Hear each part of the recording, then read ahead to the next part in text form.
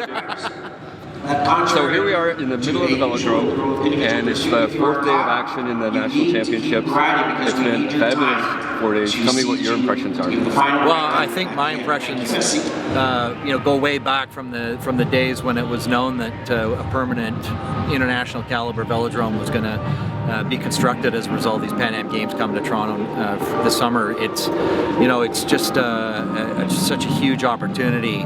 Certainly one that I wish I was available to me when I was coming through the ranks.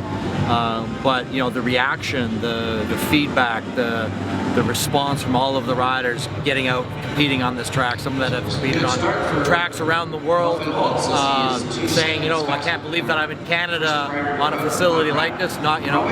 It's that response that I think is most critical, and it's being met with such high regard.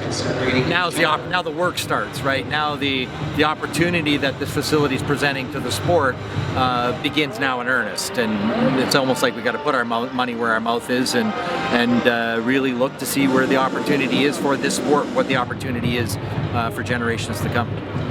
Gord Singleton earlier was saying he thought 24 months and we'd see a radical change in the capability of riders in Canada. Would you have a similar thought? Hard to argue with a man like Gord Singleton. Yeah, it is. And of the facilities themselves, have you found anything that was lacking in your mind, or it's exceeded expectations? Well, I believe, having been involved with the design phase of the facility, it's met all the expectations. So it's amazing, the interest was there, the opportunity was there, and the commitment was there to build a true international, world-class facility. No compromise on the field of play. So the track surface that the athletes are going to be racing on is the best surface in the world. The infrastructure around this place is geared and earmarked towards producing not only high-performance athletes, but engaging the community into what high-performance sport is all about, and maybe inspiring young kids to get involved. And I think that element to where the velodrome is situated, it's in the hub of really some strong cycling communities in and around the GTA, very accessible and very capable of making sure that it's got all of those elements to take athletes, aspiring athletes to that next level.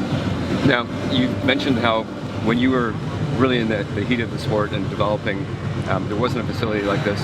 I know Jocelyn Lovell was instrumental in trying to make something like that happen.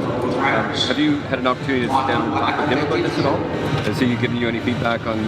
I haven't had a chance to talk to Joss at all. I've heard through the grapevine, of course, very excited, and hopefully he does get an opportunity to come down here and see the facility, something that I think as an aspiring cyclist, or as a guy that was committed to it in the past, sometimes it takes a few years for your visions to come to fruition, and hopefully he sees that. Hopefully, he was a guy that inspired me to dig deeper and try to be a better rider myself, and that influence shouldn't be lost on an indifference. This is a facility as a result of work that he's done, that Gord's done, of course, the work that Steve's doing today, and Steve was around that same time. I remember in Edmonton riding around the track at the bottom of the apron, and Steve Bauer riding over top of me going, "That's Steve frickin' Bauer, man, how awesome is this?" And I'm on the same track as him. So hopefully that continues, that type of inspiration rolls through.